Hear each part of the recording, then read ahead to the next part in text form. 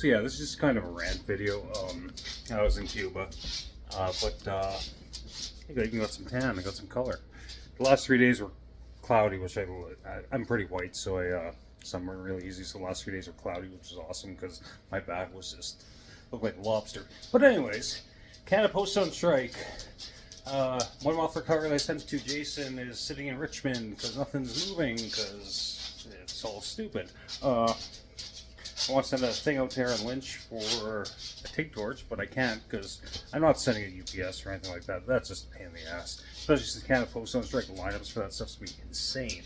But Canada Post is on strike. Canada Post is a crown corporation here in Canada. It's owned by the government. It operates in the red all the time. Postal carriers don't even have to go deliver mail anymore. They drive these vehicles that they're provided, and they just go to the mailboxes like mine across the road there where I got to play Frogger's busy. So that's my mailbox. So they just have to drive to those and deliver it. Not the where you door delivery.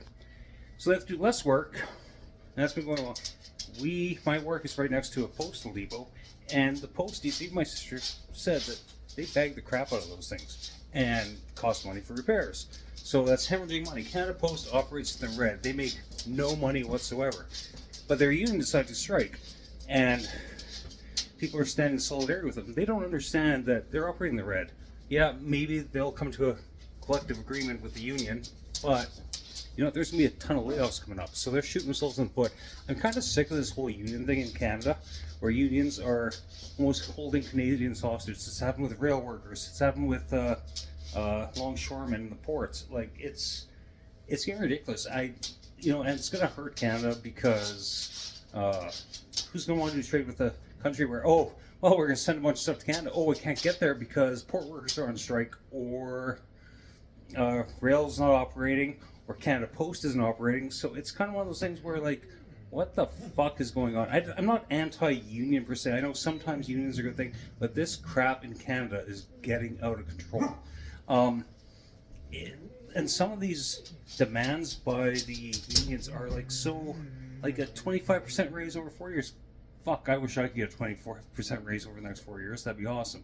But it's not going to happen because I live in the real world because I'm not a union member. It's just sickening. It's so tired of this crap. And if you're pro-union, I'm not bashing you. I'm just saying unions in Canada hold the whole country hostage to try and get what they want.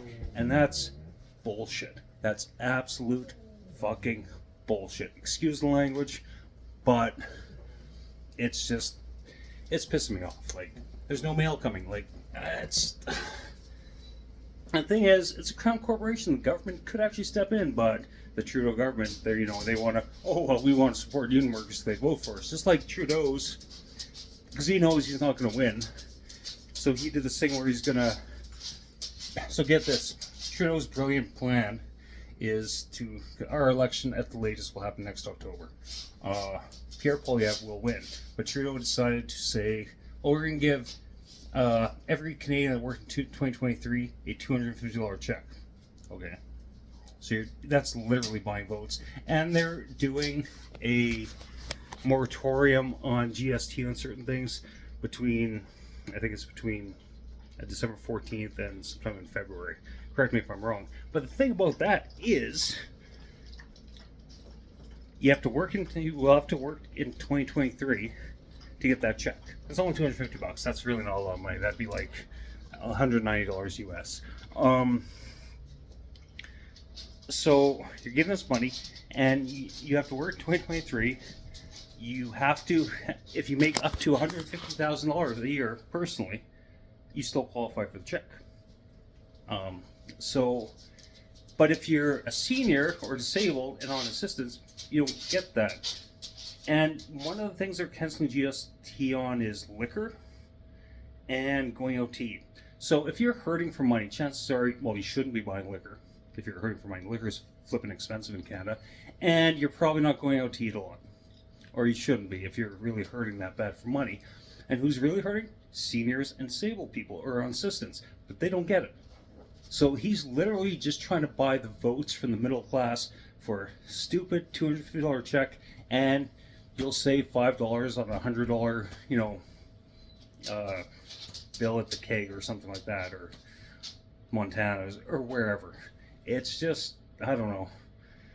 I should have stayed in Cuba, and I actually didn't like Cuba. Cuba kind of sucked. But anyways, just a rant. I can get out some change stuff tomorrow. Our flight. Oh, that's another thing with unions, because so our flight, we drove down to Calgary, which is 2.5 hours south of Edmonton. So we get direct flight. Our friends in Edmonton, we had friends that were coming from BC, and they were on the same flight as us because they had to do a transfer. Our other friends from Edmonton, they did a flight the next day, where they went to Toronto, and then to Cuba. I didn't want that, so we drove down to Calgary. Not a big deal. It's not that far. It goes quick. Anyways, on the way back, email on my phone said the phone on that day, roaming. Your flight's delayed 10 minutes. Huh, no big deal. Then delayed an hour. Whatever, still. Then they completely changed the flight. And it said because of air traffic control restrictions. Okay. That's kind of weird. I thought it was a snowstorm going on in Calgary, but that had nothing to do with it. What happened is something in Jacksonville, Florida, air traffic control, so the plane was delayed an hour. So the plane brings people to Cuba, then picks up like me and my wife and our friends to go back to Calgary. But all of a sudden the flight changed, so we had to go from a 3.5 hour flight. Now, it's a 6 hour flight back to Calgary direct.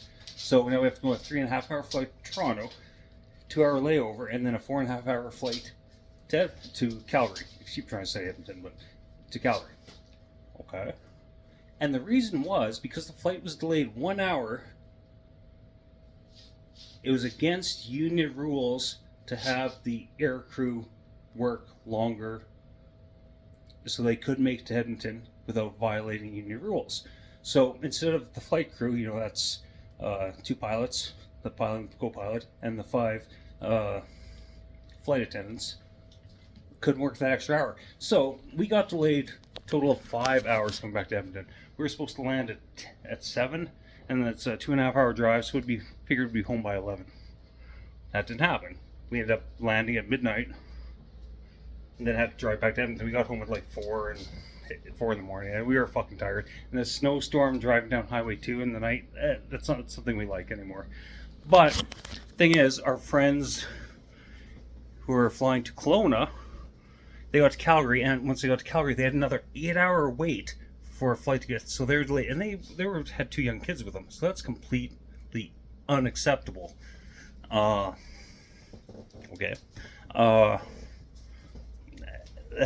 And they got a hotel voucher. I think they took it just to shower and like relax for a bit and not sit in the airport, because sitting in the airport sucks.